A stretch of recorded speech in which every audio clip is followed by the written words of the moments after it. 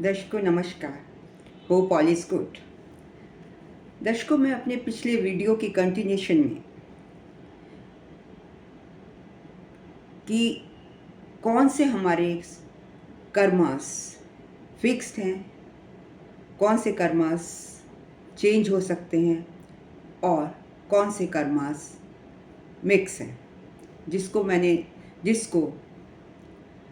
वैदिक एस्ट्रोलॉजी में दृढ़, अदृढ़ और दृढ़ अदृढ़ 3 टाइप ऑफ कर्मास का नाम दिया गया। और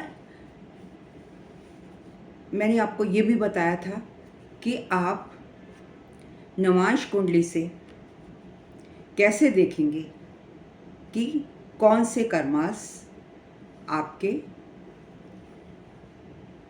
आपकी रेमेडीज से, आपकी एफर्ट से चेंजेबल है। मतलब क्या हमारा भाग्य चेंज हो सकता है, कर्मा का हमारे भाग्य में क्या रोल है, फ्री विल क्या होती है, ये सब मैंने अपने पिछले वीडियो में डिस्कस किया था। अब उसी के कंटिन्यूशन में मैं आपको बताना चाहूँगी कि हमारे कुंडली में नवांश की इतनी इम्पोर्टेंस क्यों है। देखिए, जनरली नवांश क्या है? नवांश राशि का 9वां हिस्सा है। तो जब हम भाग्य की बात करते हैं तो लग्न कुंडली में हम 9वें घर को देखते हैं, 9वां घर और 9वें घर के लॉर्ड को। वहाँ से हम पता करते हैं कि हमारा भाग्य कैसा है। लेकिन खाली अगर हम अपनी प्रेडिक्शन लग्न के अनुसार ही दे दें तो इट मे गो रॉन्ग। क्यों? क्योंकि नवांश लग्न कुंडली का सूक्ष्म हिस्सा है। जो हमारे प्रारब्ध हैं वो हमारा नवांश दर्शाता है। क्योंकि कोई प्लैनेट, मान लीजिए शुक्र है, जो कि 9वें घर में लग्न में डेबिलिटेटेड है, तो हम कहेंगे कि आपको शुक्र के रिजल्ट अच्छे नहीं मिलेंगे, आपको कंफर्ट नहीं मिलेगी, आपको पैसा नहीं मिलेगा, और शुक्र से जितने भी जुड़े कारक तत्व हैं वो इतने हायर लेवल के नहीं मिलेंगे। लेकिन तो अगर सिर्फ इस बेस पे हमने प्रेडिक्शन दे दी तो हमारी प्रेडिक्शन गलत हो सकती है ना। असली हमारी डेस्टिनी क्या है वो हमारी कुंडली का नवांश बताता है कि ultimate result, ultimate destiny, ultimate हमारे प्रारब्ध हैं क्या, हमें क्या मिलने जा रहा है, हम क्या लेकर आए हैं पास्ट लाइफ से, और प्रेजेंट में हमें क्या मिलेगा। देखिए, डेबिलिटेटेड प्लैनेट, उसमें अगर उच्च का हो गया तो it will give good result, और नीच का हो गया तो it will give adverse result. तो 9वें घर से हम लग्न कुंडली में भाग्य को देखते हैं और 9 प्लैनेट्स हैं। इसके अकॉर्डिंग हर एक प्लैनेट का 9वां हिस्सा नवांश में देखा जाता है। मतलब लग्न और नवांश दे आर कनेक्टेड, सूक्ष्म है। जब किसी राशि के 9 पार्ट हो जाएंगे तो हम क्या कर रहे हैं, नवांश में 9वें घर को खोल कर देख रहे हैं, उसकी सर्जरी कर रहे हैं कि वाकई में हमें प्रारब्ध में क्या मिलने वाला है, और क्या अकॉर्डिंग टू डिफरेंट राशिज जो मैंने आपको पिछले वीडियो में बताई थी, क्या हम अपने कर्मा से अपने प्रारब्ध को, अपने डेस्टिनी को, भाग्य को चेंज कर सकते हैं। जी हाँ, चेंज कर सकते हैं अगर वो नवांश में, मूवेबल राशि में। मान लीजिए लग्न कुंडली में वो फिक्स राशि में है और नवांश में जाकर वो मूवेबल में चले गए। मान लीजिए लग्न आपका यहाँ पर फिक्स में है D1 चार्ट में और D9 में जाकर वो मूवेबल में पहुँच जाता है। इसका मतलब आपका भाग्य चेंज हो सकता है related to that particular house. मतलब नवांश जो है खाली भाग्य का 9वां हिस्सा ही नहीं है, हर एक हाउस 9 प्लैनेट हैं, उनका भाग्य, सिर्फ 9वें घर का भाग्य हमारा D1 चार्ट बताता है, लेकिन सभी प्लैनेट्स जो हमारे 9 प्लैनेट्स हैं इनका 9वां हिस्सा कौन दर्शाता है? वो हमारा नवांश चार्ट दर्शाता है। और भाग्य हम कहाँ से देखते हैं? भाग्य हम 9वें घर से देखते हैं। तो जब हमें फाइनल डेस्टिनी कि फाइनली हमें क्या मिलने वाला है, विदाउट जजिंग नवांश हम ठीक से नहीं बता सकते, तो हमारी प्रेडिक्शन गलत चली जाएगी। विद रेफरेंस टू कि हमारा प्लैनेट एग्जॉल्ट हो रहा है, नीच का हो रहा है, कौन सी राशि में है, फिक्स में है, मूवेबल में है या ड्यूअल राशि में है। मतलब क्या हम अपने कर्मों के अनुसार अपने रिजल्ट्स में चेंज ला सकते हैं या नहीं ला सकते, ये हमें हमारी नवांश कुंडली बताएगी। कुछ लोग कहते हैं कि नवांश कुंडली से सिर्फ हम मैरिज को देखते हैं, लेकिन अगर ऐसा होता तो नवांश को हम 7 भागों में बांटते, लेकिन यहाँ नवांश किसकी बात कर रहा है? इसके 9 हिस्से हुए हैं, एक राशि के 9 हिस्से हुए हैं। तो जो 9वां भाव है कुंडली का वो हमारे भाग्य को दर्शा रहा है, और नवांश का 9वां भाव ये हमारे फाइनली हमें मिलना क्या है वो दर्शा रहा है। हमारे कर्मों का, हमारी एफर्ट्स का, हमारी रेमेडीज़ का, हमारी प्रेयर्स का, हमारे एल्डर्स की ब्लेसिंग्स का क्या फ़र्क पड़ने वाला है और फाइनली हमें क्या मिलेगा, वो हम अपने D9 चार्ट से ही जान सकते हैं। क्योंकि हर प्लैनेट का 9वां हिस्सा D9 चार्ट दिखाता है। नॉट ओनली आपका भाग्य भाव बल्कि सभी। मान लीजिए आपका जुपिटर 4थे घर में है लग्न कुंडली में, और वहाँ पर D9 चार्ट में ये 4थे घर नहीं 4थी राशि में है, मीन्स ये मूवेबल हो गई। लेकिन जब D9 में हमने देखा तो जुपिटर किस में बैठ गया? मान लीजिए लियो में बैठ गया। तो लियो कैसी राशि है? इट इज़ अ फिक्स राशि। इसका मतलब जो जुपिटर के रिजल्ट हैं वो जो आपको प्रारब्ध में लेकर आए हैं, आप कितनी भी कोशिश कर लीजिए, मैं कितना भी सिर मार लूँ, मेरा अगर जुपिटर 4 में है लग्न में, लेकिन वो D9 चार्ट में 5 में चला गया, तो या 5 में चला गया या 8 में चला गया या 11 में चला गया या 2 राशि में चला गया, मतलब फिक्स राशि में चला गया, तो मैं कितनी भी रेमेडीज़ कर लूँ, कितना भी प्रेयर्स कर लूँ, मेरा जुपिटर के जो मैं रिजल्ट्स प्रारब्ध में लेकर आई हूँ वही मेरे को देखने को मिलेगी, मैं उनको चेंज नहीं कर सकती। और अगर मान लीजिए मेरा मंगल 9वें घर में लग्न में नीच का है, 9th हाउस में कैंसर राशि में बैठा है, और नवांश कुंडली में जो वो जाकर मंगल 10 राशि में बैठ गया, इसका मतलब वो उच्च का हो गया वहाँ जाकर। मुझे मंगल के बहुत अच्छे रिजल्ट मिलने जा रहे हैं क्योंकि मेरा मंगल उच्च का हो गया है, और यहाँ भी चेंजेबल था और वहाँ भी चेंजेबल है, तो उसके रिजल्ट्स मुझे अकॉर्डिंग टू नवांश कुंडली मिलेगी।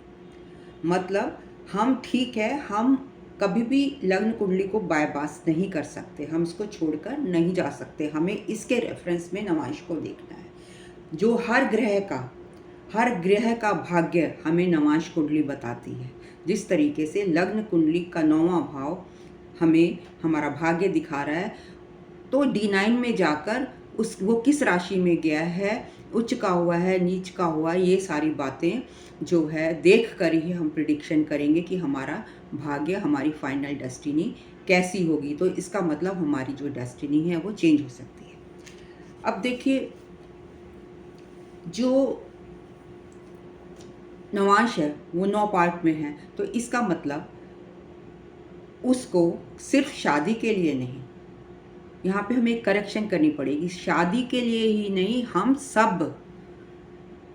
सब फील्ड्स में फॉर जो ग्रह डिफरेंट 9 ग्रह हैं इंक्लूडिंग राहु केतु, उन सब का इफ़ेक्ट हम नवांश कुंडली से ही फाइनलाइज करेंगे। अदरवाइज हम we may take the wrong results. तो नवांश की इतनी ज़्यादा इम्पोर्टेंस है। पराशर ऋषि ने 3 ही 16 षोडश वर्गास में से उन्होंने कहा कि हम 13 वर्गास को फिर भी ओवरलुक कर सकते हैं, लेकिन 3 ऐसे हैं, D1 चार्ट, हमारा बर्थ चार्ट, हमारा नवांश चार्ट, और षष्टियांशा D60। ये दीज 3 आर वेरी इम्पॉर्टेंट, जिनका हमारे डेस्टिनी पर, हमारे लक पर, हमारी फाइनल डेस्टिनी पर बहुत फ़र्क पड़ता है। तो चलिए अब देखते हैं। अकॉर्डिंग टू वैदिक एस्ट्रोलॉजी जनरली ये कहा जाता है कि जब कोई भी मतलब 6ठा और 8वां और 12वां घर, इसको जनरली वी कंसिडर बैड, कि ये बैड मतलब बैड हाउसेस हैं। लेकिन मैं बात कर रही हूँ अब नवांश की, मैं बात D1 चार्ट की नहीं कर रही। अगर हम नवांश कुंडली में देखते हैं और इसमें हम देखेंगे क्योंकि जो हमारा 9वां घर है वो किसका है, वो हमारे भाग्य का है, हम वहाँ से हम अपना भाग्य देखते हैं। और अगर हमें अपने 8वें घर को नवांश को एनालाइज करना है कि हमारे 8वें घर के रिजल्ट्स कैसे आएंगे, तो अगर नवांश कुंडली में हमसे कोई पूछने आएगा कि मेरा, अगर हमारे पास कोई पूछने आता है कि भाई आप मुझे बताइए कि मेरा भाग्य कैसा है, और हम देखते हैं कि उसका 8th हाउस का लॉर्ड जो है वो 9th हाउस में बैठ गया, तो देखते ही आप कहेंगे कि क्योंकि 8वां घर is not a good house, तो ये अच्छे रिजल्ट्स नहीं देगा। लेकिन ऐसा नहीं है, क्योंकि जो 8वां घर जिसको बैड कंसीडर करते हैं नवांश कुंडली में, वो भाग्य हाउस में चला गया है। इस रूल को आप D1 चार्ट में नहीं लगाएंगे, सिर्फ नवांश की। तो अगर वो हम ध्यान देंगे कि वो भाग्य हाउस, क्योंकि एक अच्छा हाउस है, 9वां घर है हमारे भाग्य का, हम वहाँ से भाग्य देखते हैं, उसमें चला गया, तो इसका मतलब है कि इस व्यक्ति को 8वें घर के अच्छे रिजल्ट, इसका भाग्य उदय 9वें घर के द्वारा होगा, मतलब 8वें घर के अच्छे रिजल्ट, क्योंकि 8th हाउस का लॉर्ड 9th में चला गया है, तो 8वें घर के रिजल्ट 9वें घर द्वारा मिलेंगे। मतलब भाग्य, हमारा 9वां घर 8th हाउस के अच्छे रिजल्ट देगा। जैसे कि 8वें घर में क्या होता है, 8वें घर में आप कह सकते हैं कि आपकी जो एंसेस्ट्रल प्रॉपर्टी है, इस व्यक्ति को एंसेस्ट्रल प्रॉपर्टी मिल सकती है, और ये व्यक्ति रिसर्च में ये प्रोग्रेस कर सकता है।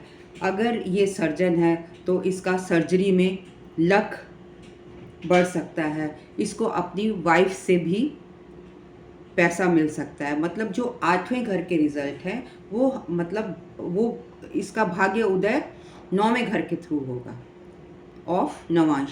इसी तरीके से अगर 6th हाउस है, यस, इसी तरीके से अगर हम देखें कि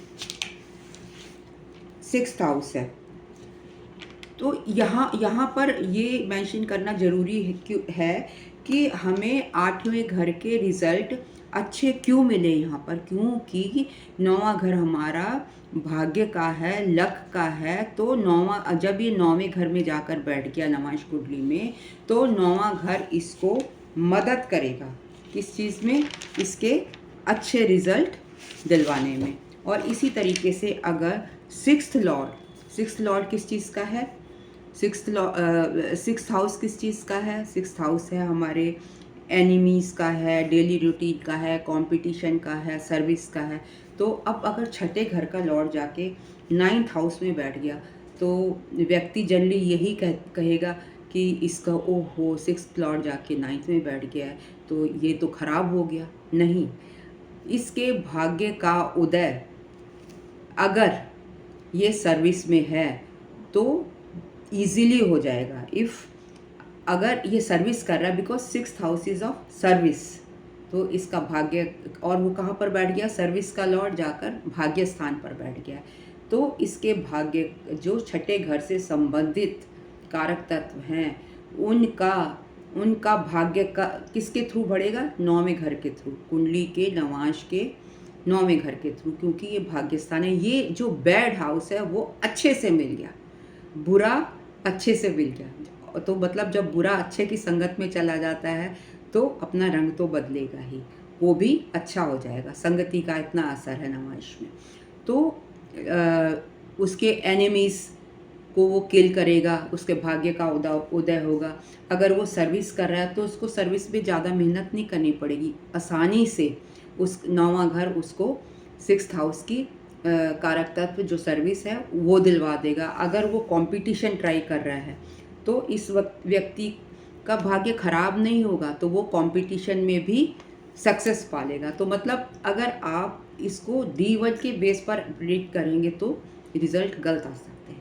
लेकिन जब आप अगर किसी का 6th लॉर्ड या 8th लॉर्ड 9th हाउस में नवांश में चला गया तो it will give good results, not bad results, because 9th का जो है नवांश का 9वां हिस्सा है, सूक्ष्म हिस्सा है। हमने उसकी सर्जरी की है तो उससे हमें पता लगा कि 9वें जो 6ठे घर के रिजल्ट 9वें घर के थ्रू आएंगे और इट विल बिकम गुड। इसी तरीके से अगर 12वें घर का लॉर्ड 12वें घर का लॉर्ड 9वें घर में चला गया तो 9वां घर किस चीज़ का है, लक का है।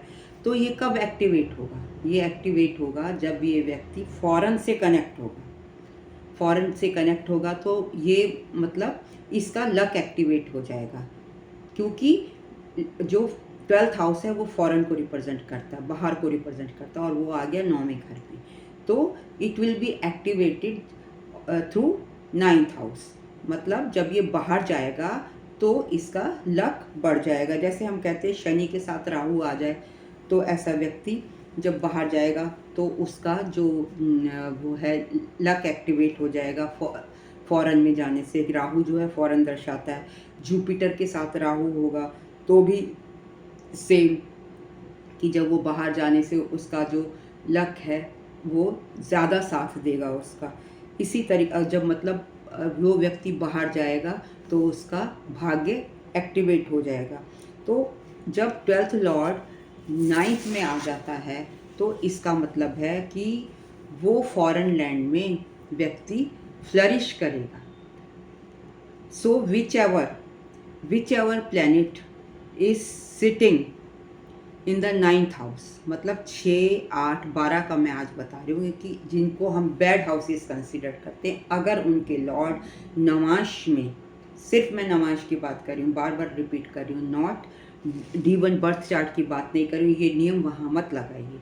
अगर नवांश कुंडली में वो 9वें घर में बैठ जाते हैं जाकर, 6ठे का लॉर्ड, 8वें का लॉर्ड और 12वें का लॉर्ड, तो आपका उनके कारक तत्वों की एक्टिवेशन हो जाएगी। मतलब वो उसके अच्छे रिजल्ट्स मिलेंगे थ्रू 9th हाउस, क्योंकि वो भाग्य का घर है।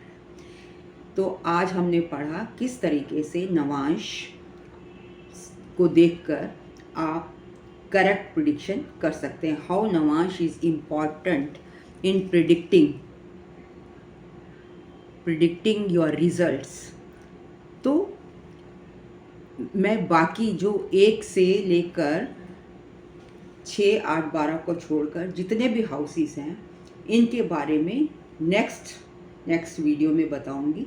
इसलिए जुड़े रहिए ज़्यादा जानने के लिए मेरे साथ, जिसमें 7वां घर, 5वां घर, इन सब के रिजल्ट्स की D9 से आप कैसे प्रिडिक्शन देंगे। तो देखिए D9 इतना इम्पॉर्टेंट है।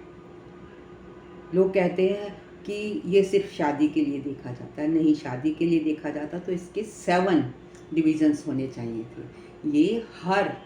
ये आपके हर ग्रह का भाग्य दर्शाता है। हमें फाइनली जो हम प्रारब्ध में लेकर आए हैं, बेसिकली जो हमारा D9 चार्ट है, यही हमारा फाइनल प्रारब्ध है, जो हम अपने पिछले कर्मों से के द्वारा जो रिजल्ट यहाँ भुगतने आए हैं, उनकी फाइनल डेस्टिनी क्या है। मतलब क्या हम अपने कर्मास के द्वारा उनको चेंज कर सकते हैं या नहीं चेंज कर सकते, और चेंज होने के बाद क्या रिजल्ट मिलेगा, हमारे भाग्य की एक्टिवेशन कैसे होगी नवांश के 9वें घर के द्वारा।